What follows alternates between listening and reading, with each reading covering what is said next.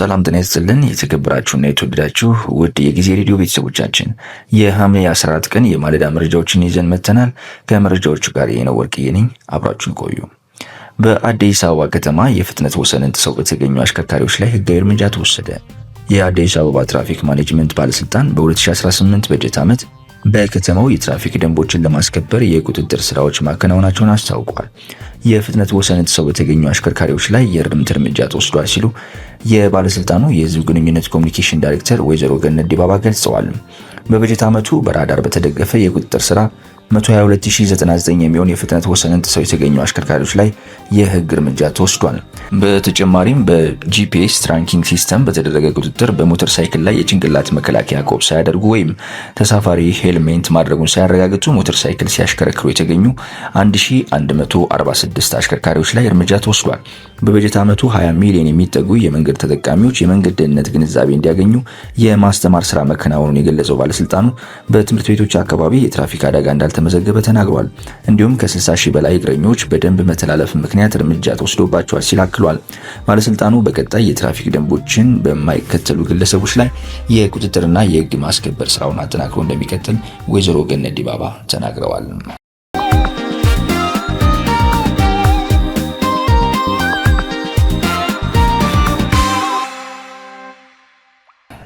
በሳውዲ አረቢያ በችግር ላይ የነበሩ ከ480 በላይ ኢትዮጵያውያን ወደ ሀገራቸው ተመለሱ። በሳምንት ውስጥ በተደረገ 6 ዙር በረራ 1481 ኢትዮጵያውያን መመለሳቸውን የሴቶችና ማህበራዊ ጉዳይ ሚኒስቴር አስታውቋል። የተመለሱት 879 ወንዶች፣ 5 በመቶ ደግሞ 54 ሴቶችና 48 ጨቅላ ህጻናት ሲሆኑ ከተመላሾች መካከል 82 እድሜያቸው ከ18 ዓመት በታች የሆኑ ታዳጊዎች ይገኙበታል። በመስከረም 5 2018 በተጀመረው ዜጎችን ወደ ሀገር ቤት የመመለስ ስራ እስካሁን ከ87000 በላይ ኢትዮጵያን ወደ ሀገር መመለስ ተችሏልም ተብሏል። ሚኒስትሩ ለተመላሽ ዜጎች በአየር ማረፊያና በማቆያ ማዕከላት ተገቢውን ድጋፍና እንክብካቤ የማድረግና ከቤተሰብ ጋር የማቀላቀል ስራ ከሚመለከታቸው ባለድርሻ አካላት ጋር በመተባበር በትኩረት እየሰራ እንደሚገኝም አስታውቋል። በተጨማሪም መደበኛ ባልሆነ ፍልሰት ወደ ተለያዩ ሀገራት ሄደው የሚመለሱ የፍልሰት ተጎጂዎችን ለመደገፍና መልሶ ለማቋቋም የሚያስችሉ ተግባራትን በትብብር እያከናወነ መሆኑ ተጠቁሟል።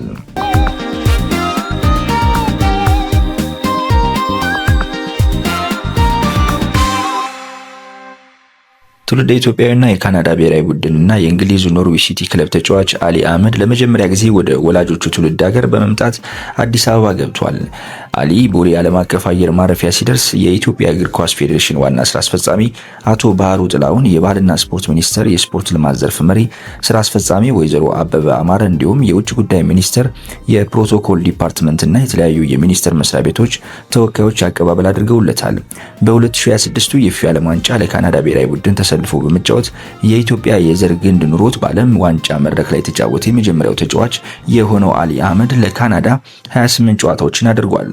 በሜጀር ሊግ ሶከር ከቫንኩቨር ሃይት ካፕስ ጋር አስደናቂ ጊዜን ካሳለፈ በኋላ በጃንዋሪ 2026 ወደ እንግሊዙ ኖርዊች ሲቲ የተዘዋወረው ወጣቱ አማካኝ በክለቡ የ21 ቁጥር ማሊያን በመልበስ የቡድኑ ቁልፍ ተሰላፊ ሆኖ እያገለገለም ይገኛል።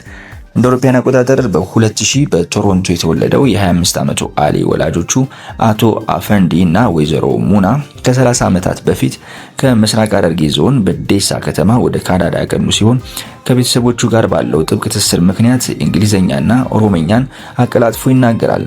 ተጫዋቹ በካናዳ የኢትዮጵያ ኤምባሲ ያቀረበለትን ጥያቄ ተቀብሎ ወደ እናት ሀገሩ የመጣው በስፖርት ልማት ላይ አዎንታዊ አሻራን ለማሳረፍና ለወጣት ተጫዋቾች ተነሳሽነትን ለመፍጠር ሲሆን በኢትዮጵያ የሚያደርገውን ቆይታ የተሳካ እንዲሆን የተለያዩ የመንግስት መስሪያ ቤቶችና የፌዴሬሽኑ በጋራ እየሰሩ ይገኛሉ።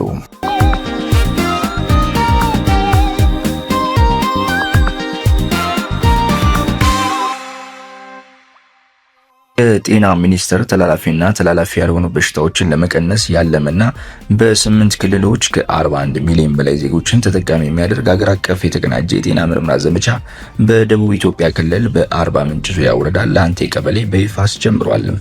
በአገር አቀፍ ደረጃ ለአምስተኛ ዙር የተጀመረው ይህ ዘመቻ የተቀናጀ የማህበረሰብ ጤና ፕሮግራምን የማጠናከር ዓላማ እንዳለው ተገልጿል። የተቀናጀ የጤና ምርመራ ዘመቻው ከ400 በላይ ወረዳዎችን የሚሸፍን ሲሆን በማህበረሰብ አቀፍ ደረጃ የትራኮማና የዝሆን የበሽታዎች መከላከያ መድኃኒቶችን ይሰራጫሉ ነው የተባለው። በተጨማሪም የወባ በሽታ መከላከያ፣ የአልጋ አንጎበር እደላ፣ የአይን ጤና፣ የማህፀን ጫፍ ካንሰርና የቲቢ በሽታ ልየታን ሕክምና አገልግሎት ይሰጣሉ ተብሏል። ጤና ሚኒስቴር ከካርተር ሴንተር ኢትዮጵያና ከኦርቢስ ኢንተርናሽናል ኢትዮጵያ ጋር በመተባበር ያዘጋጀው ይህ ዘመቻ በደቡብ ኢትዮጵያ ክልል ብቻ 25 ወረዳዎችን በማካተት ከ1 ሚሊዮን በላይ የህብረተሰብ ክፍሎች ተጠቃሚ እንደሚያደርግም ተገልጿል።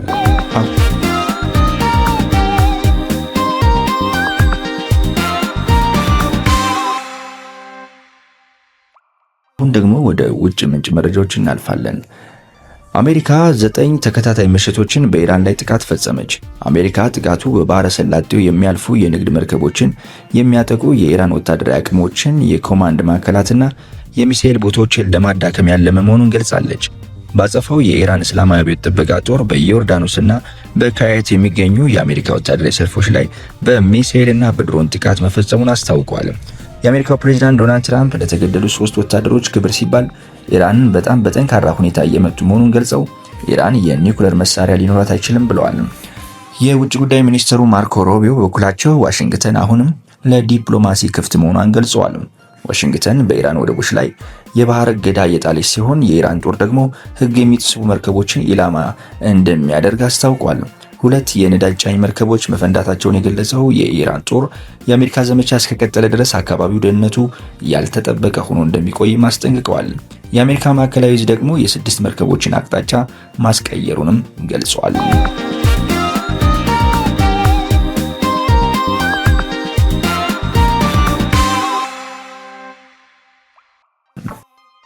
ከአንዲት ሴት ጋር ድብቅ ግንኙነት አላቸው የተባሉት የሲንጋፖር ሚኒስትር ስልጣናቸውን ለቀቁ።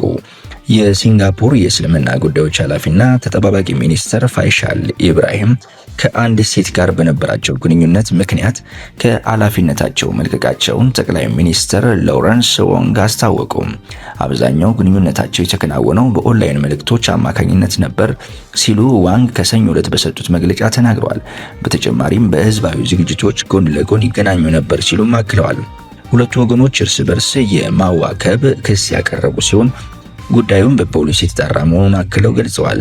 ከማንኛውም መንከን የጸዳ እጅግ ንጹህ የሚል ስም በመገንባት የሚኮራው ገዢው የህዝብ እርምጃ ፓርቲ በቅርብ ዓመታት ውስጥ በተከታታይ የፖለቲካ ቅሌቶች ሲናወጥ ቆይቷል።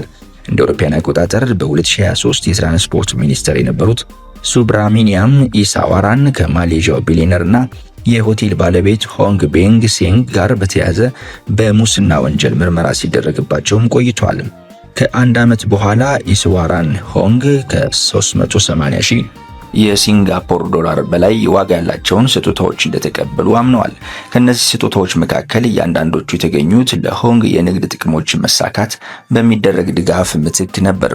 በተጨማሪም የሲንጋፖር ትልቁ ተቃዋሚ ፓርቲ 2 ከፍተኛ አመራሮች ድብቅ የፍቅር ግንኙነት እንደነበራቸው አምነው ከኃላፊነታቸው የለቀቁት በ2023ም ነበር። እንዲሁም 2 ሚኒስትሮች በመንግስት ንብረት የተያዙ ቤቶችን በመከራየት ጉዳይ ምርመራ ቢደረግባቸውም ከጥፋተኝነት ነፃ ሆነው ወጥተዋል።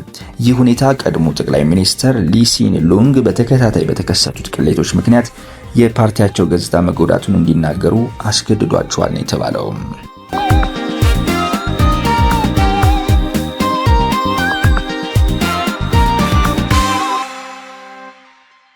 በመጨረሻም ስፖርት። ማንቸስተር ዩናይትድ ታይናን ቶምሰንን ከቶተንሃም ሆትስፐር አስፈርሟል። ማንቸስተር ዩናይትድ የ18 ዓመቱን የመስመር አጥቂ ታይናን ቶምሰንን ማስፈረሙን አስታውቋል። ቶተንሃም ሆትስፐር በማህበራዊ ትስስር ገጹ ባሰፈረው መልእክት ታይናን ቶምሰንን ለማንቸስተር ዩናይትድ መሸጡን ገልጿል።